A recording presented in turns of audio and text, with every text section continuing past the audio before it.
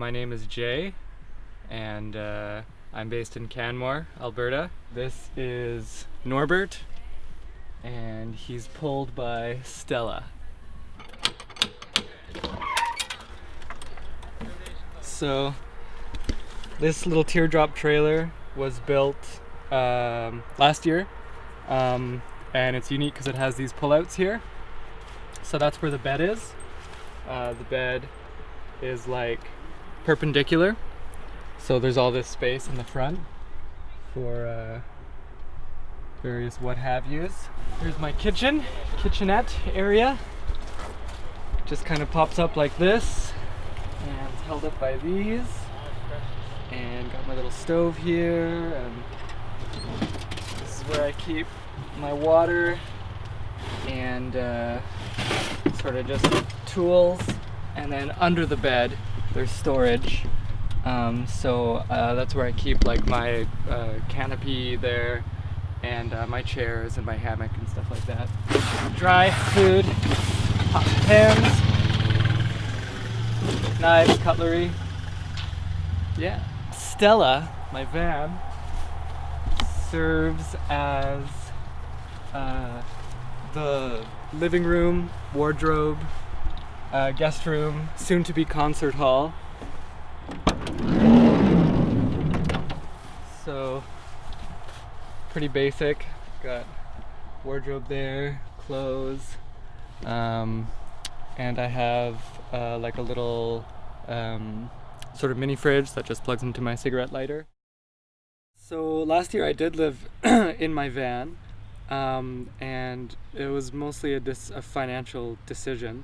Canmore is very expensive, and so I decided to try Vanlife, which is doable there.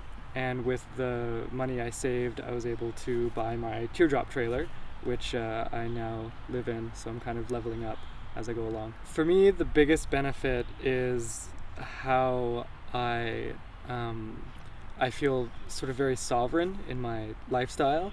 This is everything I own, all my possessions, and I own all of this, so I don't have any debts. Financially, there's huge benefit. I don't pay rent. I pay a little bit of rent here and there depending on where I'm parking. So a driveway or a yard or something like that, I can offer up, a few $100 or whatever. But there's also the option to go to Crown Land or to go to campgrounds and things like that. And everywhere I go, including here at Shambhala, I have my home with me. My bed, I sleep in my bed every night, and I get to cook in my kitchen, so very beneficial. Challenges, power is a challenge. This is still a new setup for me. So I don't have any power source right now, but a solar panel is in the works for the next month or so. I'm a musician, so it's a challenge not being able to practice because I need power to practice. But along with getting power, I'll be able to solve that issue as well. I definitely would recommend this kind of lifestyle. I think to anyone. Especially anyone who is becoming sort of disenfranchised with chasing material success, and discovering that what lies after achieving some material success is sort of an empty feeling within because that feeling can't be quenched by material things, and so minimizing all of that and just sort of coming back to it's kind of me and the world, it feels like, and I don't really have anything to prove to anyone else, and my social standing is obviously not necessarily my priority because I don't have what would be considered a high social standing with this lifestyle, and it's really liberating because I don't have to care about it. And anyone who's struggling to make ends meet or to find a living situation that works, I would definitely recommend this lifestyle. You have to be creative. and you have to um, uh, find help here and there, but I end up helping a lot of people along the way, and it's just a wonderful exchange that ends up happening. Tips and recommendations for people. Keep it simple. I only buy what I need, and if I can't find what I need, I just wait until I can get the right one. That's been a very good skill to learn, is just kind of going without for a while until the right thing shows up. So, I've been looking at teardrops for quite a few years before this one showed up that was the right price and the right design and everything that's going to work for me. So yeah, sort of taking it slow, being patient, going easy on yourself. Another thing I'd recommend is staying organized. That's been helpful very much. It's not my strongest suit, but if I keep on top of organization, and actually this lifestyle has been helpful in teaching me how to be organized, because with a very limited space, it doesn't work to be messy, because it gets messy really fast. So yeah, staying on top of the organization just helps me, sleep easy every night and know what I need next, because I know where everything is. So it's like, oh, okay, that should go there, or I don't need this anymore, or things like that. I think I wish I had known, in terms of this lifestyle, I wish I'd known about it sooner. I wish I'd thought about it sooner. It was such an easy investment. This trailer was a few grand, and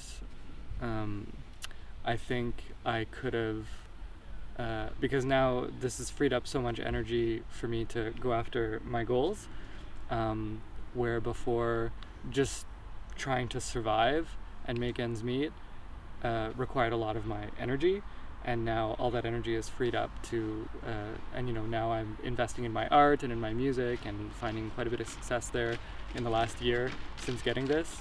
If I had done this, 8 years ago or something, 10 years ago when I turned 20, I imagine how much further ahead I would be. What initially got me interested was probably sort of observing people at festivals and things like that living this way, and realizing that it was something that I could do as well. I actually initially bought a 16-foot, camper trailer, and I found it really difficult to find a place to put it.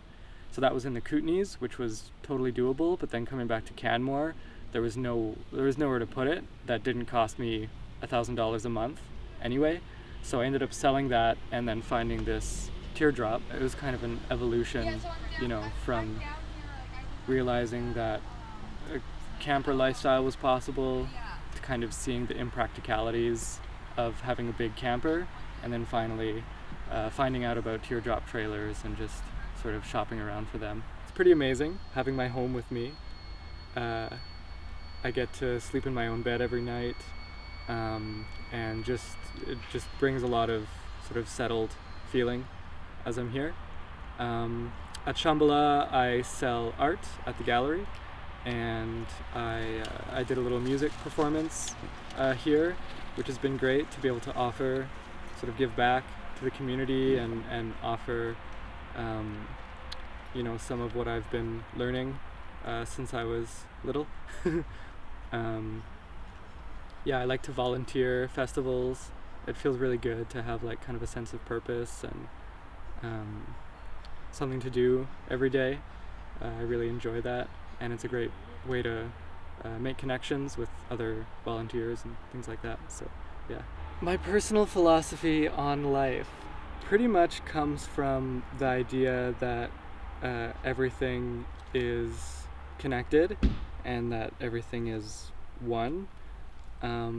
So the idea that we're in this world as sort of reflections of each other, and not just people, but non-human beings as well. And that's another really important thing, I think, is the connection to non-human beings in a personal, sort of reflective way. The trees, the weather, the ground that we stand on, the air that we breathe. These are all entities that we have relationship with, and I find when you see life that way, you treat everything with respect, and you also learn a lot from everything, and you learn about your identity as a human, because when we're only in our culture, it's very self-contained, and doesn't have a lot of room for interaction with non-human beings in that way, in that very personal way. So I think it's important to cultivate like a personal relationship with nature and each other. So online you can find me. I'm Uniballoon everywhere. UNIBALLOON. So uniballoon.net has all my links. Facebook/Uniballoon, SoundCloud/Uniballoon, and I'm on Bandcamp as well. So I have my music and my art. I sell prints and CDs, and you can download my music for free, and you can follow me on Instagram as well, Uniballoon.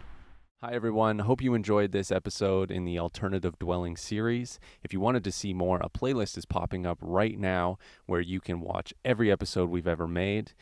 Don't forget to like this video and hit that subscribe button, and check out the links in the description if you want to support this channel and this show. And we'll see you next Monday for another episode of Alternative Dwellings.